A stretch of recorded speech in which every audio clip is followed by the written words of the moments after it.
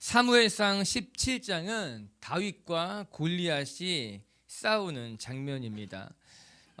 다윗의 이야기 중에 가장 유명한 대목이라고 할 수 있겠죠. 믿지 않는 사람들도 흔히 말하기를 다윗과 골리앗의 싸움이다 이야기할 정도로 오늘 우리가 읽고 있는 본문은 매우 유명한 본문입니다. 베들레헴에 사는 소년 다윗이 가드의 장군 골리앗 앞에서 조금도 기죽지 않고 맞서서 싸웁니다. 뿐만 아니라 결국에 그 베들레헴 소년이 골리앗을 무찌르고 이 전쟁을 승리로 이끄는 정말 상상할 수 없는 놀라운 일이 오늘 우리가 읽는 사무엘상 17장에 나타나 있어요.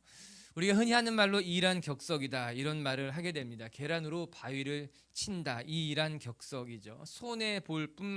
손해만 볼 뿐이지 전혀 이익이 되지 않을 것만 같은 일을 무모하게 도전할 때 사람들은 그 계란으로 바위 치는 것이다 그렇게 이야기합니다. 다윗과 골리앗의 싸움이 이란격석 같았다라고 하는 거죠. 무모해 보이고 이길 수 있는 승산이 전혀 없었으며 어리석은 바보와 같은 무모한 일이었는데, 놀랍게도 그 싸움에서 무모해 보이는 다윗이, 어리석어 보였던 다윗이 거인 골리앗을 물맷돌로 무찔렀다라고 하는 거예요. 저는 오늘 말씀 묵상하면서 읽으면서 이 다윗과 골리앗의 싸움은 우리 믿는 사람들이 세상에서 치러야 할 영적인 전쟁을 가장 잘 보여주는 것이 아닐까. 계란으로 바위를 치는 것만 같이 무모해 보이는 그 일이 어쩌면 우리 예수 믿는 사람들이 이 세상 앞에서 싸워야 할 영적인 싸움이 아닌가. 우리는 때로는 두렵기도 하고 때로는 우리의 도전이 무모해 보이기도 하고 믿음대로 살아가고 믿음대로 기도하고 믿음대로 우리의 자리를 지키는 것이 어리석어 보이지만, 그러나 우리는 그 어리석어 보이는 그 일, 무모해 보이는 그 일을 마치 다윗이 골리앗과 싸웠던 것 같이 그 자리에서 맞서 싸워야 하는 것, 오늘 성경이 그것을 보여주고 있는 것은 아닌가, 그런 생각을 하게 됩니다. 여러분, 오늘 42절의 말씀이 이렇게 기록되어져 있어요. 우리 42절 말씀을 같이 한번 읽어보도록 하겠습니다. 17장 42절 시작. 그 블레셋 사람이 둘러보다가 다윗을 보고 업신여기니 이는 그가 젊고 붉고 용모가 아름다움이다. 골리앗이 다윗을 보고 비웃었다라고 말하는 거예요. 업신여겼다, 성경은 기록하고 있지 않습니까? 겉으로 보기에 아직 어린애 같았던 겁니다. 아직 싸울 만한 대적이 되지 않았기 때문에 골리앗이 다윗을 보고 업신여겨다 비웃었다라고 하는 거예요. 때로 세상이 우리를 그렇게 비웃을 수도 있습니다. 우리가 세상 앞에 섰을 때 우리는 초라해 보이고 무기력해 보이고 무능해 보이기 때문에 세상 사람들이 세상이 우리를 비웃고 업신여길 수도 있다라고 하는 것이에요. 아니, 어쩌면 더 가슴 아픈 것은 이 소리가, 이 비웃는 소리가, 업신여기는 소리가 때로는 나의 가장 가까운 사람들에게서부터 들릴 때도 있다라고 하는 거예요. 여러분, 가정에서 이런 소리가 들릴 때가 있어요. 정말 내가 그 일을 할 수 있겠냐? 너 정말 그것을 감당할 수 있겠느냐? 그냥 그만두고 포기해라. 가슴 아픈 일이죠. 가장 가까운 사람들에게 인정받지 못할 때가 있습니다. 가장 가까운 친구가 오히려 너의 무능함을, 무력함을 제대로 들여다보라라고 이야기할 때가 있지 않습니까? 여러분, 절대로 그러면 안 됩니다. 여러분, 우리가 우리의 자녀들에게 무기력하다, 너는 할 수 없다고 이야기하는 것은 어리석은 바보 같은 일이고, 여러분이 가장 가까운 친구들에게도 그런 이야기를 하면 절대로 안 된다라고 하는 거예요. 아니요, 심지어는요, 때로는 우리 속에서, 우리 내면에서 이런 소리가 들릴 때가 있더라고요. 정말 내가 할 수 있을까? 나처럼 아무것도 갖지 못한 사람이, 나처럼 연약한 사람이 정말 이 일을 감당할 수 있을까라고 이 업신여기는 소리가 우리 가슴속, 내 내면에서 들려올 때가 있더라고요. 여러분, 그럴 때 정말 미친 노릇인 거죠. 내가 하고 싶은 일인데, 내가 도전하고 싶은 일인데, 내가 감당해보고 싶은 일인데, 정작 내 속에서 내가 그거 감당할 수 있을까? 내가 그거 하면 해낼 수 있을까라는 소리가 내 속에 들려올 수도 있다라고 하는 것이에요. 우리 사랑하는 미체교회 성도 여러분, 이런 소리가 여러분 귀속에, 마음속에 들려온다고 하면 그 소리를 외면할 수 있게 되기를 바랍니다.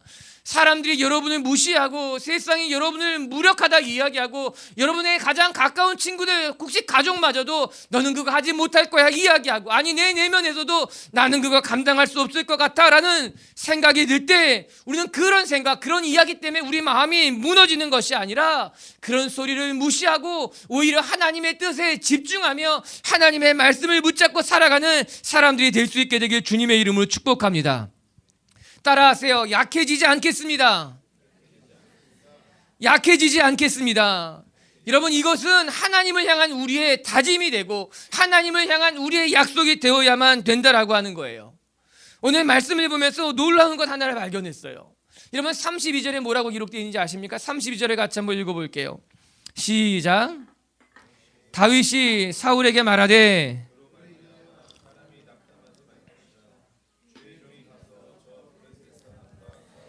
오늘 말씀은 그렇게 읽는 게 아니에요. 32절을 큰 목소리로 읽어요. 시작. 다윗이 사울에게 말하되 그로 말미암아 사람이 낙담하지 말 것이라 주의 종이 가서 저 블레셋 사람과 싸우리이다. 낙담하지 말라라고 하는 거예요. 그런데 이 말을 누가 누구에게 한 말입니까? 다윗이 사울에게 한 말이었어요. 여러분 놀랍지 않습니까? 베들레헴의 일개 초은 소년이 이스라엘 왕 사울을 위로하고 있는 거예요. 베들레헴의 촌뜨기가 지금 앞에 만난 사울 왕을 위로하고 격려하고 도전을 주고 있는 말이라고 하는 것입니다. 여러분 위로는 윗사람이 아랫사람에게 하는 말 아닙니까? 힘이 있는 사람이 힘이 없는 사람에게 하게 되어 있어요.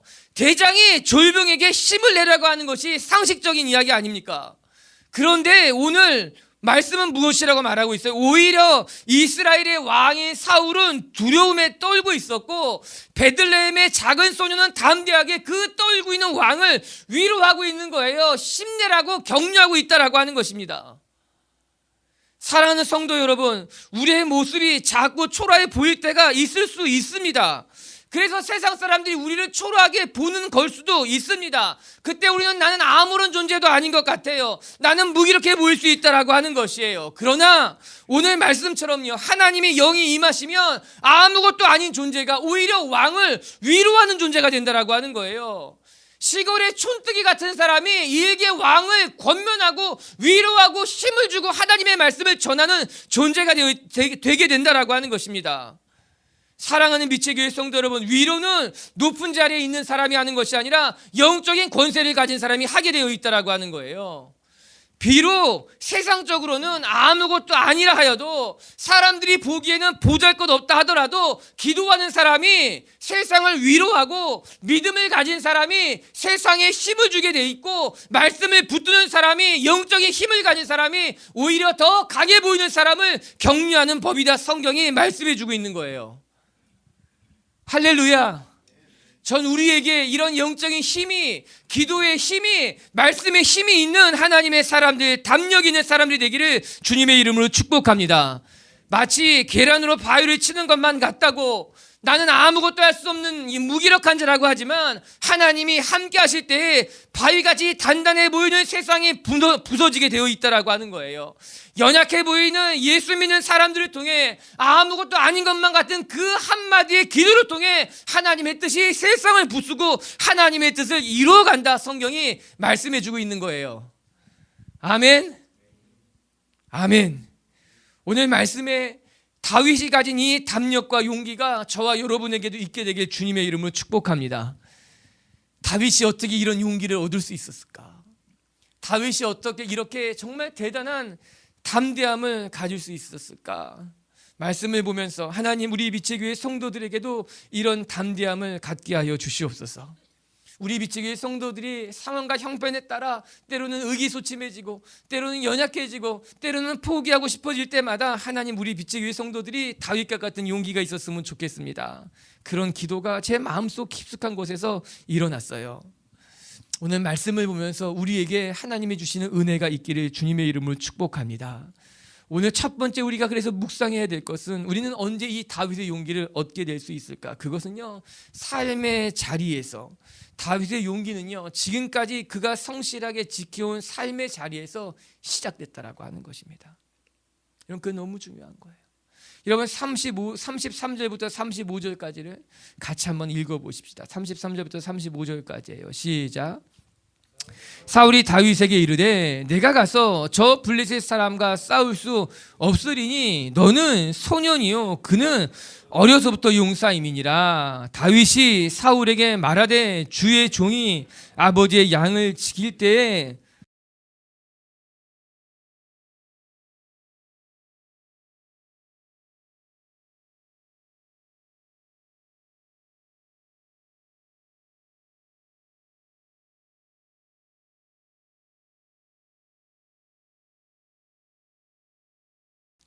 사울이 다윗에게 무엇이라 이야기하고 있습니까? 너는 저 블레셋 사람과 싸울 수 없다는 말이에요. 너는 소년이지만 저 블레셋 사람은 어려서부터 용사로 자리 잡은, 용사로 자라난 사람이라고 하는 것입니다. 여러분 그도 그럴 것이 골리앗은요, 우리가 읽지 않았지만 17장 앞절에 보게 되면요, 키가 6규빗하고도 한 뼘이요, 온 몸에는 놋갑옷을 둘러 입었더라. 근데 그 갑옷의 무게만 해도 무려 놋 5,000세겔이라고 하는 거예요. 여러분 키가 6규빗하고 한 뼘이라는 것은요 약 2.9m가 된다는 거예요. 거의 3m의 거구라고 하는 거죠. 그가 입은 갑옷이 5,000세겔이라고 하는 것은요 약 57kg를 말하는 거예요.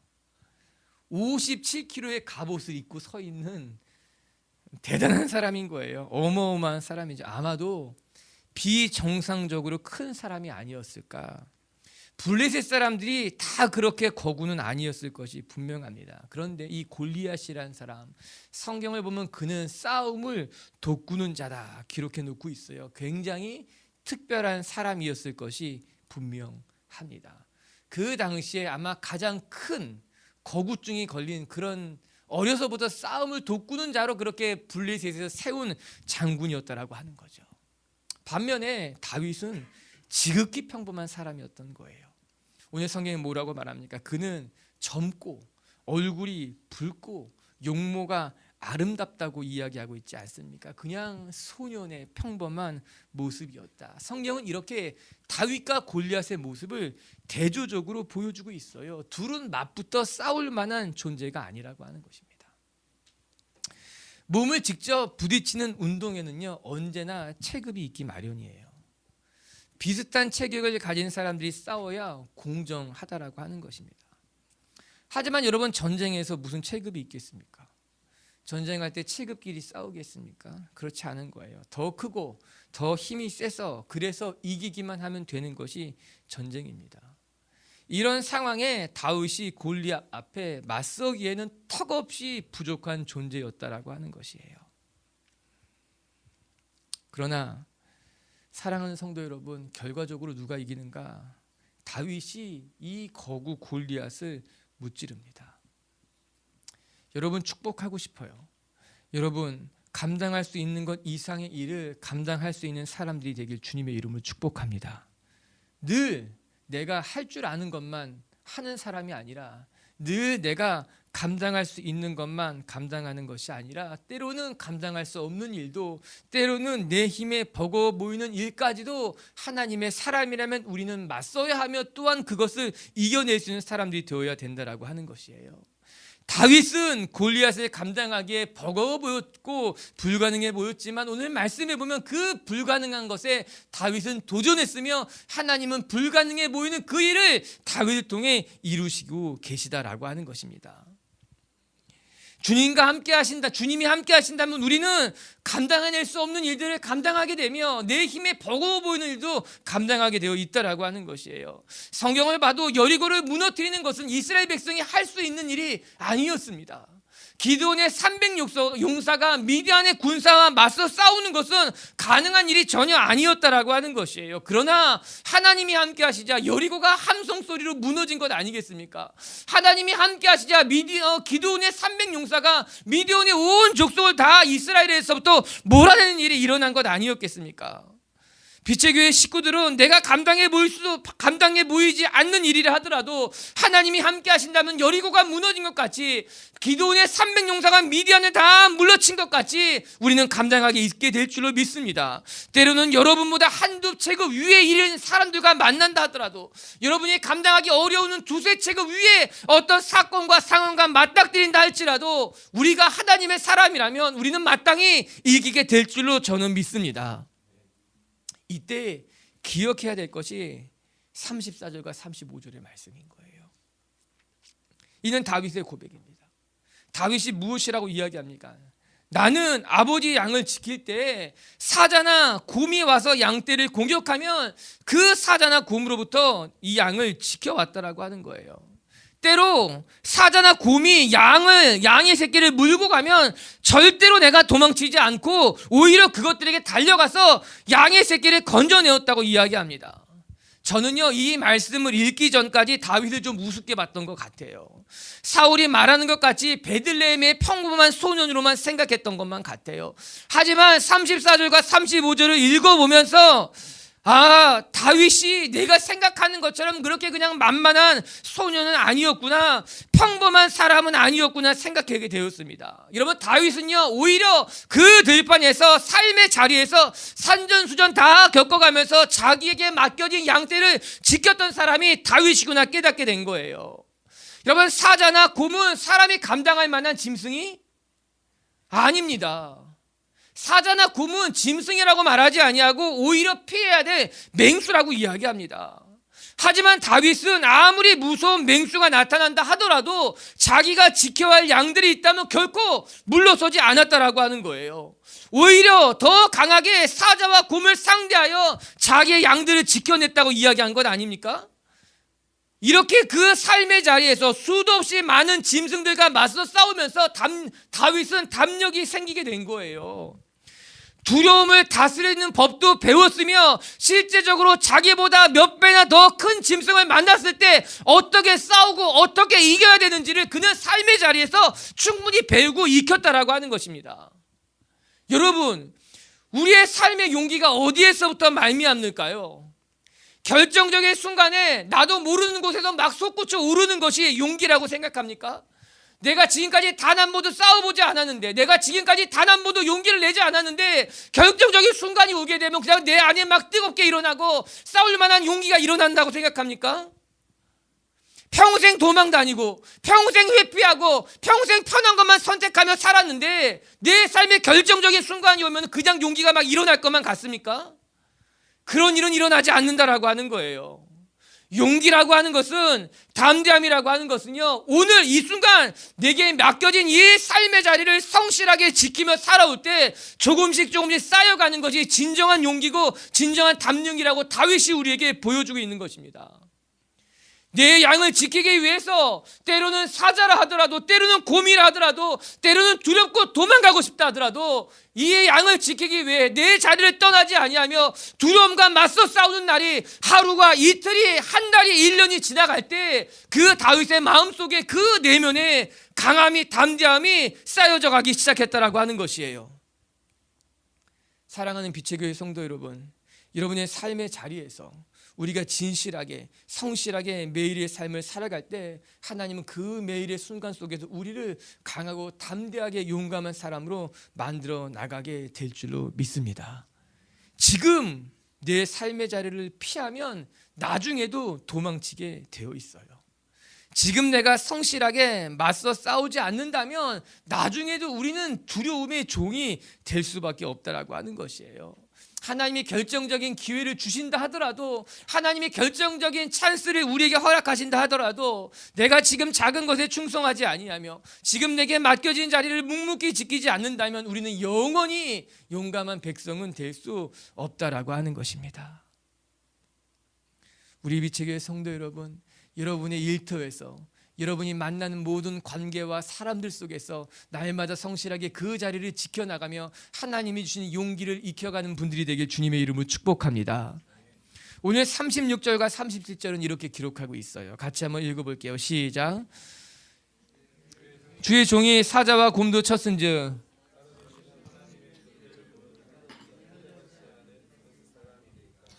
그가 그 짐승의 하나같이 되리이다. 또 다윗이 이르되 여호와께서 나를 사자의 발톱과 고음의 발톱에서 건져내셨은즉 나를 이 블레셋 사람의 손에서도 건져내시리이다. 아멘. 여기까지 봅시다.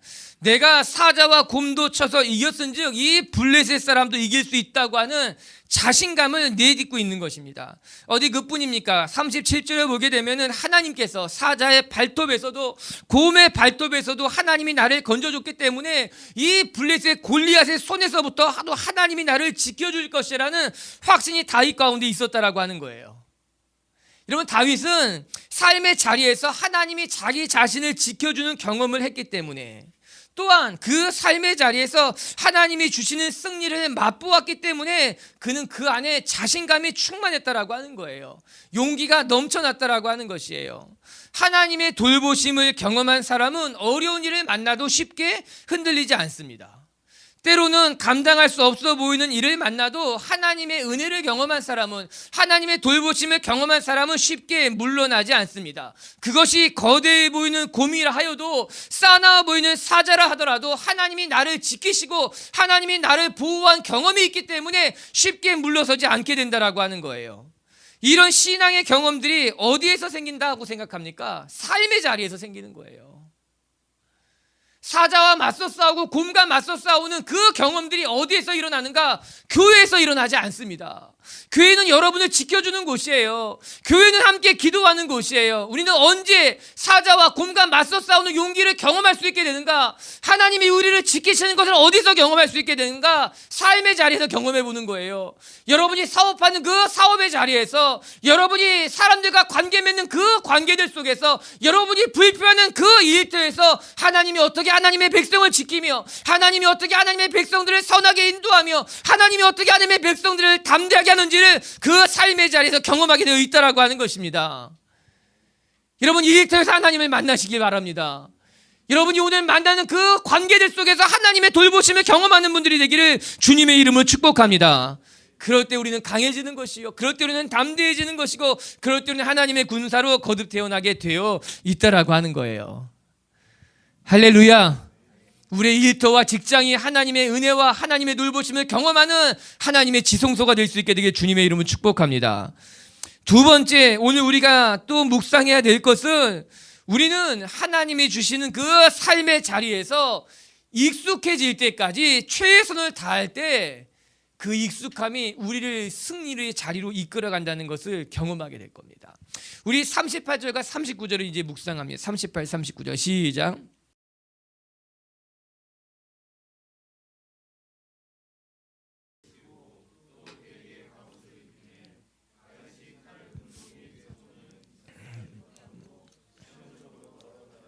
사울에게 말하되 익숙하지 못하니 이것을 입고 가지 못하겠나이다 하고 곧 벗고, 사울이 다윗이 나가는 그 이야기를 듣고 말렸으나 이제는 포기합니다. 그리고 오히려 사울이 다윗에게 하나님이 너와 함께하기를 원한다, 이제 왕다운 모습을 조금 찾은 거죠. 그리고 나서 다윗에게 자기의 군복을 입히고 노트구를 씌워주고 칼을 주었다라고 하는 거예요.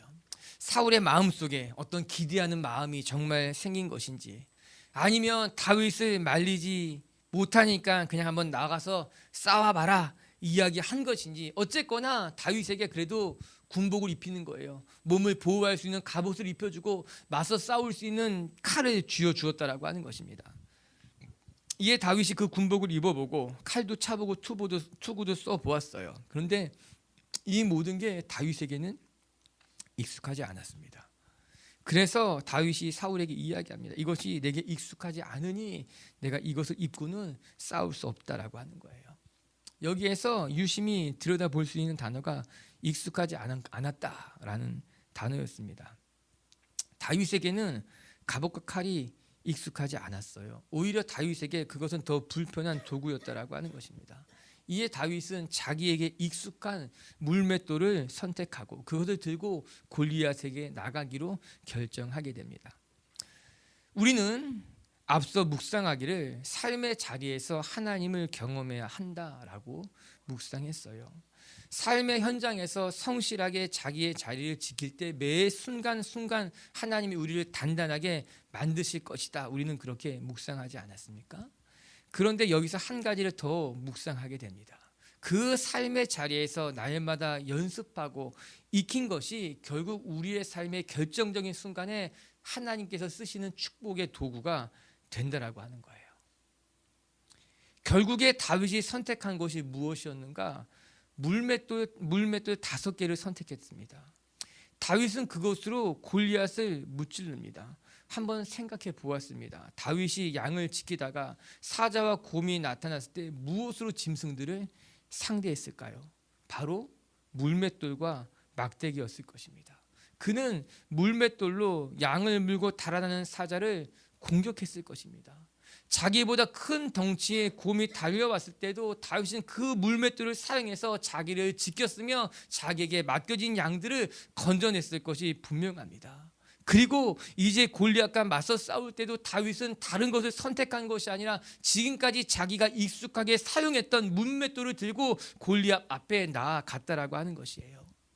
여러분, 익숙하다라고 하는 것은요, 내 몸에 배어있다라고 하는 거예요.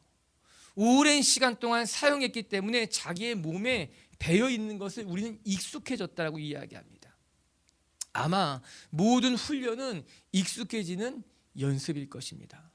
운동선수들이 올림픽에 나가기 위해서 연습을 한다라고 하는 것은요, 익숙해지는 훈련을 하는 거예요. 공을 다루는데 익숙해지는 거예요. 오래 뛰고 달리는데 익숙해지는 거예요. 어려운 일을 만나도 끝까지 참고 견디는데 익숙해지는 연습을 하게 되는 거예요. 이렇게 익숙해지기 위해서 매일 연습을 하고 훈련을 하는 것이다. 그것을 우리가 이미 알고 있는 것 아니겠습니까? 그런데 이렇게 반복적으로 훈련을 할 때 우리의 몸의 익숙함이 배이게 되는 것이고 우리의 마음에도 우리의 정신에도 그 익숙함이 배어지게 되는 거예요. 우리가 골리앗과 같은 적을 만날 때 혹은 내가 감당하기 어려운 일을 만날 때 당황하지 않고 맞서 싸우려면 우리는 익숙해져야 된다라고 하는 것이에요. 그 상황이 몸에 배이고 어려운 상황에서도 어떻게 담대하게 싸워야 할지를 우리 몸에 배워야지만 우리는 도망치지 않고 맞서 싸울 수 있는 사람이 되는 것 아닙니까? 여러분, 결국 운동선수들이 몸이 익숙해지면요, 이제는 반사적으로 내 몸이 반응하게 되어 있다라고 하는 거예요. 머리로 생각해서 움직이는 것이 아니라 몸이 먼저 반응하게 만드는 것 아닙니까?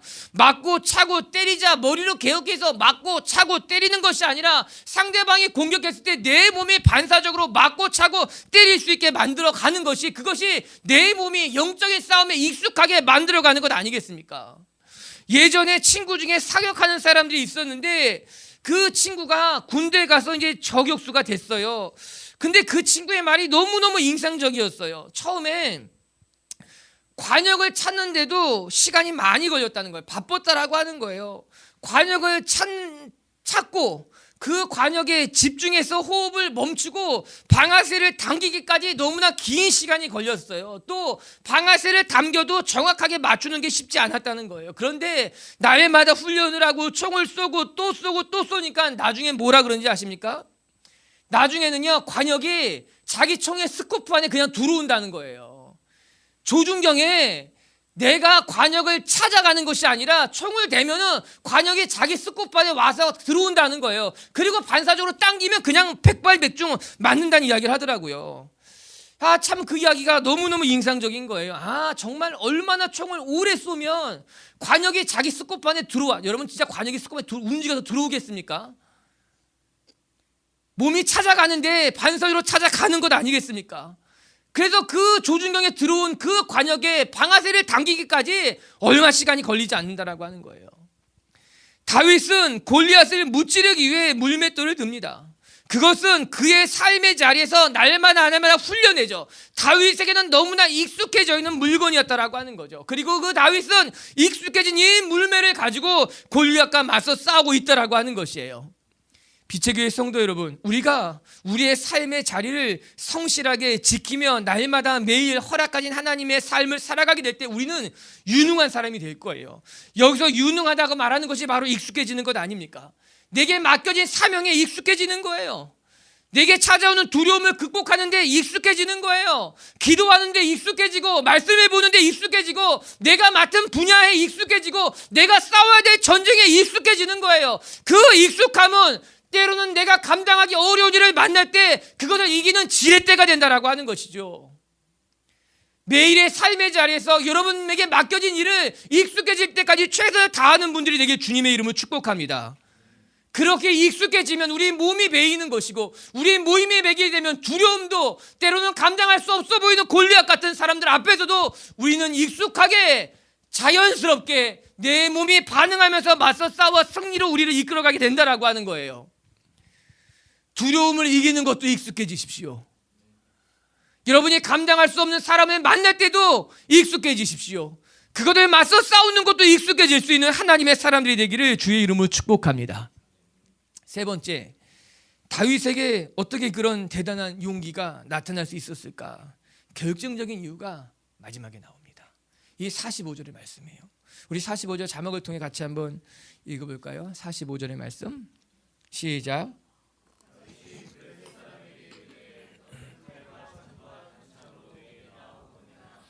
나는 만군의 여호와의 이름 곧 내가 모욕하는 이스라엘 군대의 하나님의 이름으로 내게 나아가노라. 여러분, 결론만 이야기하면 다윗이 이런 용기를 얻을 수 있었던 것은 다윗에게는 신앙의 자존심이 있었다라고 하는 거예요. 그 신앙의 자존심이 다윗을 강하게 만든 거예요. 그 신앙의 자존심이 다윗을 물러서지 않게 만들었다라고 하는 것입니다. 사무엘상 17장 45절의 말씀은 유명한 말씀이에요. 모든 사람이 외우고 있을 만큼 우리 마음을 뜨겁게 만드는 말씀이에요. 너는 칼과 창과 단창으로 내게 나아오거니와 나는 만군의 여호와의 이름 내가 모욕하는 이스라엘 군대 하나님의 이름으로 나는 나아가겠다고 선포하는 말 아닙니까? 멋진 말인 거죠. 대단한 말인 거죠. 저는 여러분 삶의 자리에 이런 고백이 날마다 이어지기를 바랍니다. 세상 사람들은 무기를 들고 나오지만 세상 사람들은 거짓과 술수와 세상 사람들은 얕은 꾀를 가지고 울무를 가지고 우리 가운데 나오지만 우리는 하나님의 이름을 가지고 정직을 가지고 진실을 가지고 의를 가지고 세상 가운데 나가는 거예요. 그래서 승리한다라고 하는 것입니다. 이 고백에서 우리가 무엇을 느낄 수 있어요?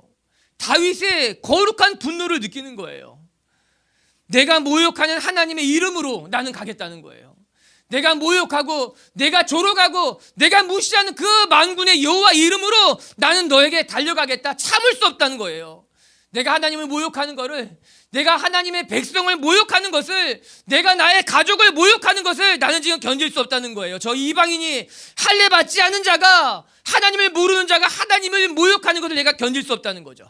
사실 이 다윗의 고백은요, 사무엘상 17장에 곳곳에 등장하게 됩니다. 골리앗이 이스라엘을 모욕할 때마다, 이스라엘의 하나님을 모욕할 때마다 다윗은 견딜 수 없었다고 말합니다. 나는 보고 있을 수만 없었다는 거예요. 다윗은 영적인 자존심이 상한 거예요. 그의 신앙의 자존심에 큰 상처가 난 거예요. 이에 다윗이 견딜 수 없었던 거예요. 아무리 적이 크고 무섭다 하여도 저는 어쩌면 다윗이 내가 죽을 수도 있겠다. 다윗이 안 두려웠을까요? 무섭지 않았을까요? 아니, 전 다윗이 무서웠을 것 같아요. 두려웠을 것 같아요. 3m예요. 하지만 다윗은 두렵고 무서웠을지 모르지만 이 신앙의 자존심은 포기할 수 없었던 겁니다. 내가 무서워도, 내가 두려워도, 심지어는 내가 이 싸움에 죽어도 이 신앙의 자존심만큼은 양보하고 물러설 수 없다고 하는 마음이 그 가슴 깊숙이 불타올랐다라고 하는 것이죠.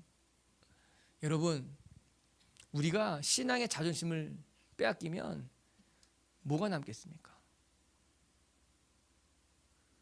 예수 믿는 사람들이 우리가 신앙의 자존심마저 잃어버린다면 우리가 무엇이 남겠습니까? 다윗의 용기가 어디서 났을까요? 두렵지 않았을까? 겁나지 않았을까? 그는 원래 싸움꾼이었기 때문에, 그는 곰과 사자와도 많이 싸워봤기 때문에? 아니에요. 물론 그런 것도 있을 수 있지만 그 마음속에 신앙의 자존심이 있었기 때문에 그는 하나님을 모욕하는 저 골리앗 앞에 물러설 수 없었던 겁니다.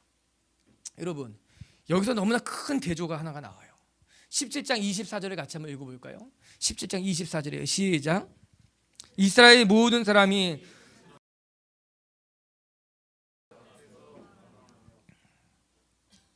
이스라엘 사람들은요 골리앗을 보고 다 도망쳤답니다. 이스라엘을 모욕하고 하나님을 모욕하는 블레셋 사람을 보고 이스라엘 사람들이 다 도망갔다는 거예요. 그러나 다윗은 도망갈 수 없었던 거죠.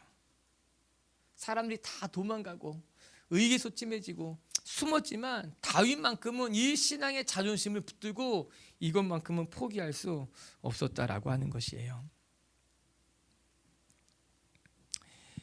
얼마 전에 영화를 봤는데 그런 멘트가 있더라고요.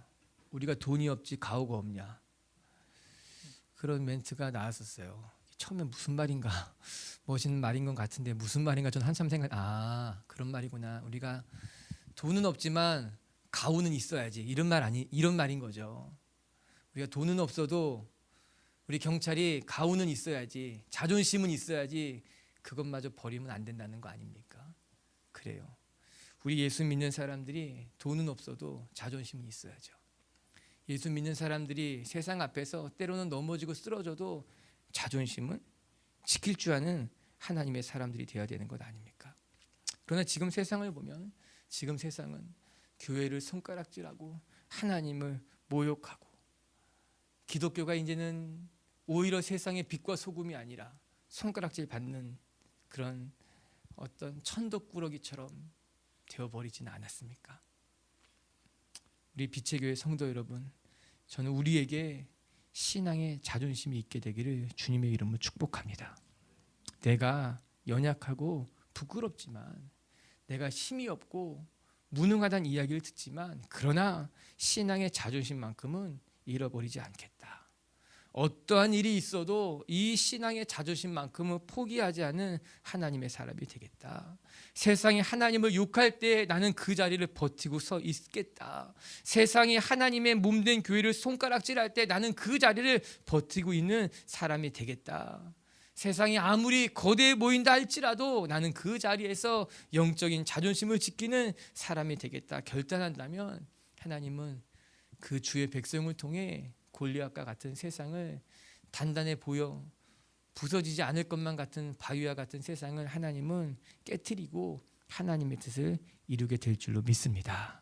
전 저와 여러분에게 그런 신앙의 자존심이 끝까지 있게 되기를 주의 이름으로 축복합니다. 말씀을 마칠게요. 다윗은 골리앗을 상대할 만한 사람이 아니었습니다. 사람들 모두 다윗에게 돌아가라고 이야기합니다. 그의 형들도, 사울 왕도 다윗을 무시했습니다. 그러나 다윗은 골리앗을 상대로 놀라운 기적을 만들어내지 않았습니까? 사랑하는 빛의 교회 성도 여러분, 세상이 우리에게 너는 할 수 없다, 너는 무기력하며 너는 무능한 자다, 아니 때로는 내 주위에 있는 사람들이 우리를 그렇게 무기력하게 만든다 하더라도, 아니 때로는 내 속에서 나는 할 수 없는 연약한 사람이다 라는 이야기가 들린다 하여도, 그것 때문에 여러분 스스로 낙심하거나 낙담하는 사람이 아니라 오히려 나의 연약함을 통해 하나님 뜻을 이루어 주시옵소서라고 기도할 수 있는, 골리앗과 같은 그 거대한 거구 앞에서도 물러서지 않을 수 있는 용기를 가진 하나님의 사람들이 되길 주의 이름으로 축복합니다. 여러분, 그 용기가 어디서 나오겠습니까? 삶의 자리에서 나오는 거예요. 여러분의 일터에서, 여러분의 직장에서, 여러분이 오늘 만나는 그 삶의 자리에서 공과 사자와 싸우면서 얻어지는 것이 진정한 용기라고 하는 것입니다.